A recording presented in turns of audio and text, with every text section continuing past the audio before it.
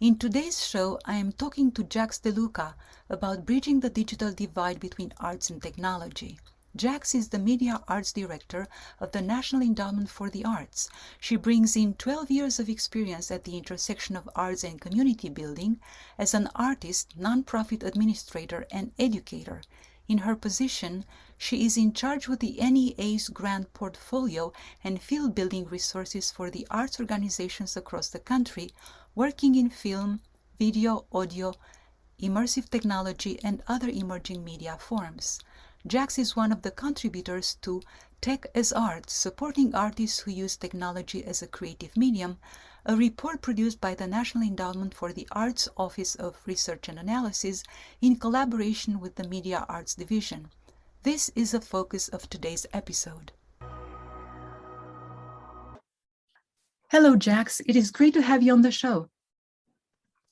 Hi, Roxana. It's great to be on the show. So thank you so much for the invitation. Thank you. So let's start.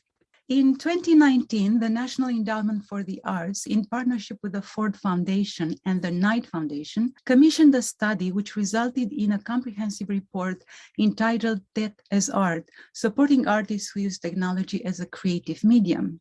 Could you tell us more about this study, meaning what was the purpose, for whom was it intended, and what were its main findings? Sure. So the Tech as Art report that you mentioned presents findings from a field scan that was conducted by the National Endowment for the Arts in partnership with the Ford Foundation and the Knight Foundation. And we also worked with 8 Bridges Workshop and Dot Connector Studio to help collect and synthesize the data from the field scan. So the purpose of the field scan was really to more fully understand how artists were engaging with technology as a critical part of their creative practice, and to also learn a little bit more about the systems that support their creative practices. So in the research, we grounded that with literature reviews, interviews, and group discussions that were held with more than 100 artists and practitioners across the United States. And we also conducted 9 case studies and commissioned essays from practitioners in the field. And that all of that's available on our website.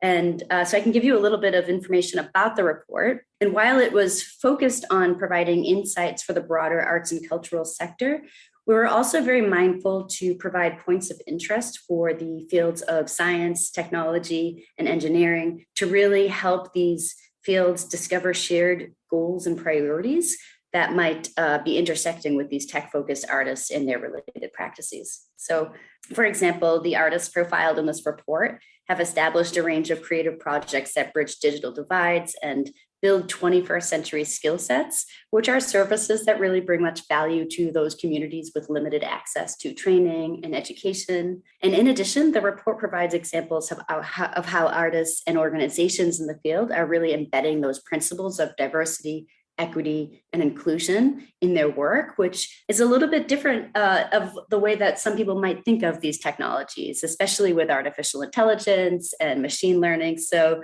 we're really hoping that this report serves as a starting point for these intersecting fields to get really excited about identifying future opportunities to collaborate with artists working at these intersections. Great. I really enjoyed the report, by the way. It was very well written and so comprehensive. So as the report mentioned, among other things, technology-centered artists can be invaluable partners for policymakers, educators, and practitioners in arts and also non-art sectors. Now, most academics and researchers are comfortable to operate within their own disciplinary boundaries and seem to be doing very well on their own to some extent. And a very good example of this would be the STEM disciplines. Now, you mentioned creative projects that bridge this kind of digital divides. Could you talk a little bit more about how do you think such fields of practice, meaning in STEM as well as the arts, can uncover points of connection and synergy for mutual benefit? Sure. And this is a great question and something we actually were very interested to kind of unpack in the research. So a great place also for listeners to really look at later is to look at that second chapter of the publication, Tech as Art, because we really have a whole dedicated section to helping people navigate that ecosystem for artists and their partnerships that they're maintaining. So a common cross-sector partnership would include artists working as educators, teaching in the field of computer science and engineering. And we saw this type of partnership at libraries, makerspaces, community centers, but even in more formal spaces such as school districts. And so, for example, one of the artists we interviewed teaches students through the Computer Science for All program within the New York City Department of Education. And the CS for All program is actually an initiative through the National Science Foundation. And it's also important for us to note that we're also collaborating with them on developing a research workshop to really discover how the arts can be better integrated within this field of computer science education, and in particular in the ways that they reach underserved populations. So another example of this is actually one of our grantees who's also featured in the report. Their name is the Processing Foundation, and they have an education portal on their website that collects free educational materials that can be used to teach creative coding in a variety of classroom settings. And this also includes unpacking some of those complex systems of machine learning in ways that even a child could understand. So that's really exciting, and it's helping to prepare this next workforce generation. But also what the artists are bringing to that are some really exciting exercises and perspectives on understanding and really learning and putting to practice some of these elements. So there's a lot of materials on the Processing Foundation website that actually came from a variety of educators, from K through 12 teachers, and also people who are leading workshops at hacker spaces, and also people at universities. So there's a lot there, which I'm really excited to talk more about too. So another thing we covered in the report is looking at how arts are playing a role in strengthening access points for women or individuals of color into these fields of technology. And so some examples of the organizations that we mentioned in the report are Afrotectopia, which is an artist-led institution that is bringing together the different intersections of art, design, technology, and Black culture. Another organization that we mentioned is Code Liberation, which is really working at that intersection of digital games and creative tech by women, and women identifying people to diversify the STEAM fields. So there's a lot of examples in the report, and actually we do have a list of a few hundred organizations working at some various intersections. So hopefully that list is useful to some of the listeners on the line. Yes, this is really amazing. In fact, this is one of the components that I was very much impressed with in the report, because I've seen evidence there of the benefits of the integration flowing in both directions, not only from STEM to arts, but definitely from the arts to STEM. And this actually shows, as you said, that the arts can facilitate the development of highly complex knowledge in the STEM disciplines, and also definitely makes the STEM disciplines more accessible, relatable. One thing that we in the STEM disciplines, and I'm one of the researchers in this area, one thing that we do not actually or haven't done well enough is how to connect with the public at large. And disciplines such as humanities and especially the arts can really help us connect better with the audiences out there. So yeah, actually, it's great that you're studying all of this, and really, there's a growing number of universities that have a lot of these degree programs and experimental labs that are finally recognizing that synergistic relationship between the arts and the STEM fields. And you're probably familiar with the Studio for Creative Inquiry at Carnegie Mellon University. That laboratory is such a rich research lab for bringing together those intersections of arts and science and tech and culture. And it's just so exciting to see where these labs might be in the future. But a lot of them were established a bit further back before this was more an institutionalized practice, I would say. Yes.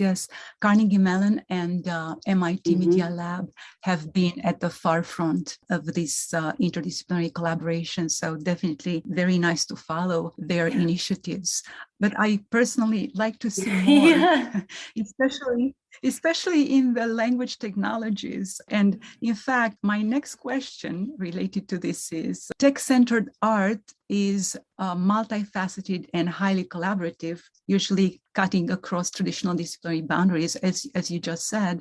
And there is a rich history of collaboration between artists and engineers, where tool design and building, as well as data and data use, have been at the center of artists' creative practices. Moreover, the advanced technological ecosystem that we have or have had for quite some time has facilitated emerging practices at the intersection of arts and digital technologies.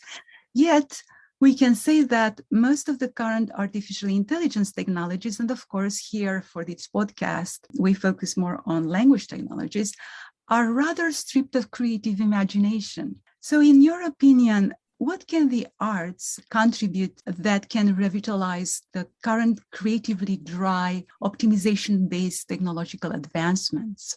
Meaning, how can the arts and humanities in general make AI more creative, humane, and sustainable? Sure. Well, since we're a federal government grant-making agency, since we don't really make external policies in these areas, but I'll share some examples of how some contemporary artists are really approaching the use of AI in creative ways, because there's so much happening and it's so exciting. Rafiq Anadol is one of the artists featured in the report as one of the case studies. And he's an artist who's actually received international recognition for transforming massive data sets into multidimensional imagery. So one example of his work that we use in the publication was a commission from the Los Angeles Philharmonic's centennial year. And they commissioned a project that actually took their archives and turned it into an immersive exhibition and also a public installation that used projection mapping on the surface of the Walt Disney Concert Hall, which for some of you who might not know, that's a really beautiful architectural design by Frank Gehry. And so the project that he did took about 45 terabytes of archival data. And that was all data from the Philharmonic's past performances. There are sound bites, videos, and really he put all of that together, and he translated those digital files into millions of little data points, and he categorized them and used deep neural networks to create a machine learning algorithm that really developed a mind of a machine. And so he trained the system to move through all of these data points in real time. And that's what was projected on the concert hall. So he also used machine learning to develop the score for the performance. And if you look up some of the images from this piece, is called Walt Disney Concert Hall Dreams. It's just stunning, the imagery that he made. But also, this is really the culmination of his research into generative machine learning, which was supported through a residency at Google Artists and Machine Learning Lab. So that's just something to kind of think about, how some of the processes that an artist might come up with might actually help inform some of the new developments on how some of these artificial intelligence technologies are applied in new ways that in the end, maybe we don't see the most fantastical approaches, but really they are using that same core basis and exploring through that to really inform and pilot new research and development. So there's some really exciting things happening there. And one of the things I like to point people towards is something as simple as face swapping in Snapchat. Do you remember when that became a thing and people were doing those fun Snapchat videos? Yeah. So two artists, Arturo Castro and Kyle McDonald, were two of the first people who really provided an example of a realistic face swapping in real time. And this was back in 2011. So these were two artists who were using some other investigations in code, and they kind of applied it in this really bizarre way. So if you look up face substitution on YouTube, you can still see their video, but that's something that really informed, maybe it's a less practical application, but something that became widely known. But people probably don't recognize or identify it as part of the AI field. Oh, yes, for sure. We definitely need better connection there. We don't know much about what artists do, honestly. We really need to connect more. So I am very impressed with the level of digital literacy of some of these artists. They don't know only how to use the tools, but also they don't have in-depth knowledge of machine learning. So my question related to this is, what is actually the level of digital literacy among artists overall? Are these cases unique? Interesting. When you step back and look at the field as a whole, and when I say the field, I'm talking about the field that's really approaching technology as art. There's a level of literacy that's quite high, and there's also a lot of early learners who really are relying on a lot of the online resources available and kind of learning as they go. But I would say in that broader field, when you take another step back and you look at that broader arts and cultural ecosystem at large, I would say that artists are not equally proficient in that way because there's still so many more traditional aspects of arts that are very tactile. But that's not to say that these artists aren't working in more tactile mediums as well, because they might be applying their digital literacy into something very real, like a sculpture or something else, or weaving. So I think it all really depends on what part of the field that you're looking at. So we don't really have an answer to that. But when we look at the field at large, there is a broad range of challenges just for arts organizations at large in understanding how to support these artists. And that goes everything from, needing more infrastructure for just having the technology to exhibit such works, or having the staff expertise to even understand the work. Because again, if an organization doesn't understand all these very complex layers of what makes the work so unique and rich, then they're really not doing it justice when they're exhibiting it. So there's all these different aspects to that. So it's not really an easy question to answer, but it's an interesting one. So it's been definitely something that our agency is interested in exploring more as well. And I think one of the things that comes up a lot is when we're talking about technology, I think sometimes people are more apprehensive about it because it's very opaque. But I think for us, a real goal is really demystifying technology and not making it that everybody needs to be at the same level of proficiency, but just allowing people to see the possibilities and use that if that's something that they want to explore. So we just like being able to show people what is happening and let people take it from there. Yeah. That was kind of a roundabout way of answering that. No, that was a very good answer. And I do understand that, it's impossible probably at this point to give percentages, like how many of the artists, for example, today have a high level of digital literacy. But what I noticed in the report as well, and I really appreciated that, is the focus on the nature of the work that artists do, which makes actually them more resilient to changes. So, for example, the report mentions the impact of the COVID pandemic, right? And how the artists had to take their work and move it online in virtual environments. And this actually shows a high level of adaptation, which is amazing. And this is not necessarily a set of skills that other disciplines actually have and put in practice so quickly. So why I'm saying this, because of this trait, I think it will be much easier for artists to go toward technology and play with technology and try new things and create new platforms and create new art than the other way around. So the technology sector is a little bit much slower, I would say, when incorporating ideas and practices from other skills. But as you said, things are coming. So hopefully. Yeah, and those are really good points. And part of this report also is about uplifting artists as thought leaders in these fields too. So I'm really glad that you're seeing all of those themes as well. Yes. Okay, so let's move to another point that, in fact, you mentioned at the beginning in the first question, or the answer to my first question. How about ethics?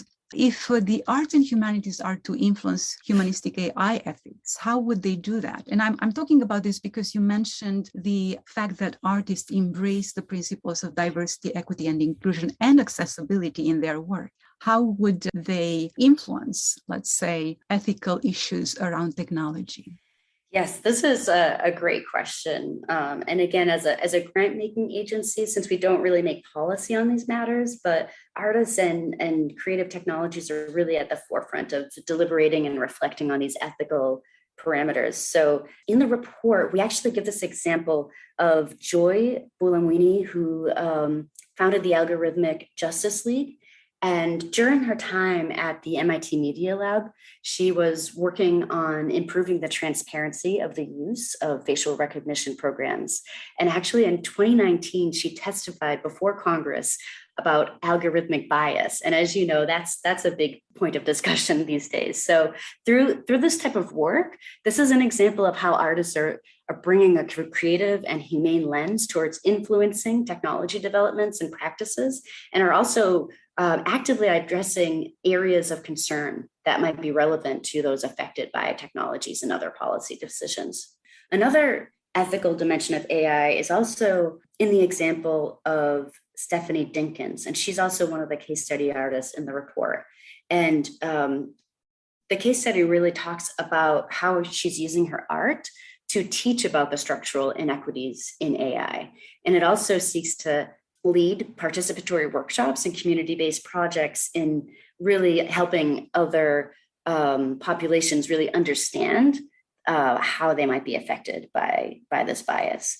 And so what's really exciting about Stephanie is that, even the New York Times has referred to her as an AI influencer, and her work and ideas have been in a lot of publications such as Wired Magazine, Art 21, Art in America. So it's really exciting to see these artists get the recognition that they very much deserve in spearheading the space.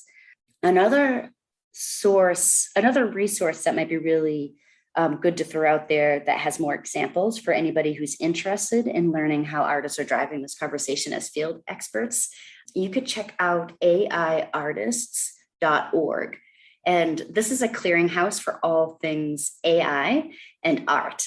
And so a curator, Marnie Benny, had started this platform, and she really is a global field expert in this area. And there's so many profiles of the different projects that artists are working on, but they also have a range of resources about AI ethics on here on that website. So I definitely would like to point people towards that as well. It's a great resource. It's very comprehensive. Amazing. Yes, thank you. Yes, for sure. And we need this. So in the academic research world, we focus more on algorithms and models than on applications due to all sorts of reasons, time as well. So we really need artists who take these technologies, these tools, and try them out and explore all these ethical issues around these technologies. Now, in the report, you also mentioned partnerships between artists and other practitioners in other fields, right? Could you give us some examples of such emerging models that support these artistic practices at the intersection between arts and technology? Sure, yeah. Oh, yeah, sorry. So something that might be worth to bring up here is the impact that the tech sector at large could play a role in really cultivating more partnerships. And it seems like a lot of the artists that we spoke with had engaged with the tech sector in so many different ways, either through residencies or being on some experimental labs with them. So I think some of the partnerships that we're seeing even could be something like, CERN right now has an artist residency program that really fosters that dialogue between artists, engineers, and physicists. So to me, I think if CERN can do it, so many other areas in the science field and the technology fields should really think about ways that they might be able to incorporate these types of experimental labs. I mean, a historic example of some of the early cross-sector partnerships between artists and research engineers that people often refer to in the art space, but I'm unsure how well known it is outside of the art space. But Bell Labs, back in the 60s, had the Experiments in Arts and Technology program. I hear you laughing. Are you familiar with it? Oh, I am. So I'm not that old, but I do know the research, and it always puzzled me, why have we stopped? Mm-hmm. I mean, those collaborations really resulted in so many cool, initiatives and platforms and tools. Somehow we kind of stopped. Of course, the industry has programs like this, artists in residence. And I think academia should do more about Asta Roseway is someone who we interviewed for the report, and she's actually she works as someone who runs the Microsoft Research Labs, and so she's really bringing together the different fields. She actually calls herself a fusionist, which I think is just the coolest title in the world.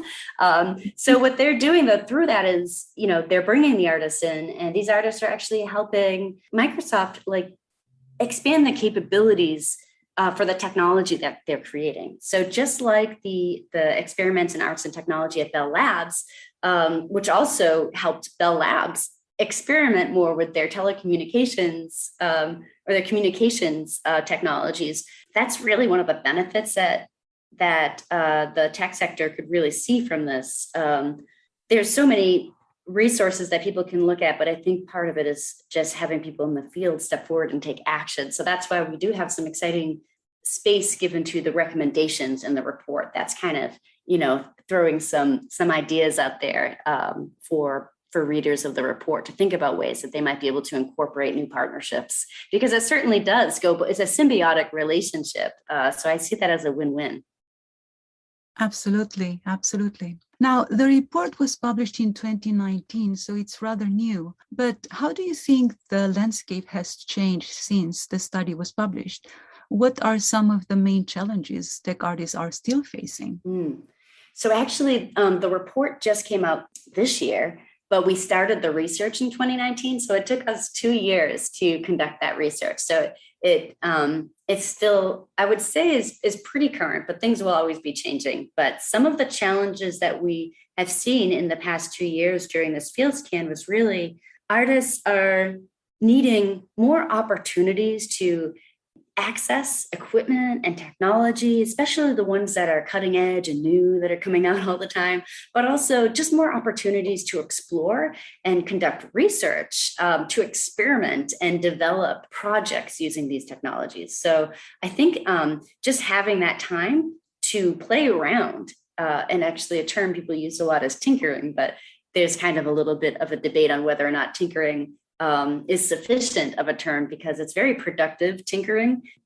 But another area of a challenge is just having access to the types of intersecting networks that we're talking about. So some of the artists went through an arts pipeline. They went through, a traditional young artist going through an arts institution, and then they're in the arts field, and they're grappling with how to navigate the landscape of galleries and museums. And a lot of organizations who, quite frankly, don't understand this work, so they might really not know how to exhibit it or create public programming around it, or even think about what the potentials these artists might be able to bring. Sometimes artists can get pigeonholed by that trajectory. And then there's so many different trajectories, but another trajectory is an artist who might have come up through the computer engineering side, but they don't really know anything about the arts or how the arts ecosystem works. So I think it's really just developing programs that are more interdisciplinary and bringing together the different sectors, so that way people can riff off of the different mentors that they need. And a really great example of this is New Ink. That was one of the first museum and technology incubators that was created, I believe, in the United States. That really, it's ongoing right now, and they have multiple tracks. There's a hybrid track, there's a museum technology track. And so artists are really developing hybrid practices by having this time to really examine and reflect on what their strengths and interests are and what types of disciplines they're pulling together. So I think developing more programs like that can offer that time is so valuable. And so those are just a couple of the challenges.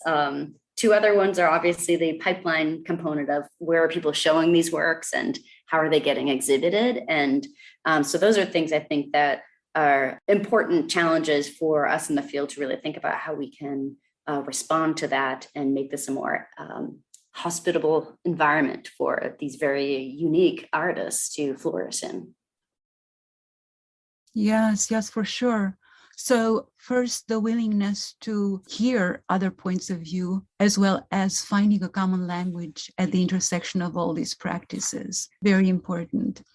So What should the decision makers do to encourage a more resilient and thriving arts and cultural ecosystem that includes greater support for arts practices focused on technology as a creative medium? And I cited here, in fact, from the report. Nice. So that's a great, so there's so many recommendations in the report. So some of the things that I'm thinking about is just what are the opportunities that people can take away from this? And something that we really, as we're boiling down all of this information, what the three core opportunities were just thinking about ways that you could bring tech-centered artists into the fold to connect audiences across physical and virtual spaces, because as we talked about earlier, they're really experts in adapting and navigating the space. And another opportunity is thinking about how you might work with artists to contribute to accelerated action in addressing racial inequities and other social injustices across other sectors and even in the arts and technology ecosystem at large. And we know that that's a very important topic right now, and so many artists are really working in that space. And another opportunity is really thinking about ways that you can bring artists into your orbit to engage the community that you're working in or address social issues, and again, bridging digital divides. And so there's so many different types of opportunities that could come up from there, but we're really asking people to take a moment and reflect on ways that this might actually help them do their practice better. And when I say them, I mean the people reading the report, because there could be some shared priorities and shared goals that they just might not have thought of before. So I think just putting a little time into understanding how these artists work and where they might fit into their ecosystem is really a top recommendation. Yes, you mentioned bringing artists in to help with the project as a whole. And this actually reminded me of another issue that, if I recall well, was mentioned in the report, the issue of intellectual property, right? Mm-hmm. So artists, it's very important for them to take intellectual property into account. And in interdisciplinary environments, this is an important point of discussion. So hopefully we're going to have better policies in place to really facilitate this kind of collaborations from this point of view. Yeah, that definitely was a major obstacle that artists were confronted by, especially when some of the artists that we interviewed even had developed tools, especially when working in some of the more corporate tech settings. And so we do give a little bit of space into that for anybody who's kind of looking to develop more equitable relationships between artists. Yeah. Yes, for sure. So how can our listeners learn more about the National Endowment for the Arts, its programs, and where they can find you? Sure. I would point people towards the arts.gov website. And we also have a presence on Twitter and Instagram and Facebook. And you can find us at NEA Arts on social media. And I think that's pretty much, that will keep you occupied for a long amount of time. For sure. I really enjoy the conversation. This is a great report, and I highly recommend it to all the creatives out there at the intersection of the arts and technology, and not only, actually even beyond that. A great report. Thank you so much for your time, Jax. Thank you. This was great. Oh, we really appreciate it. Thank you.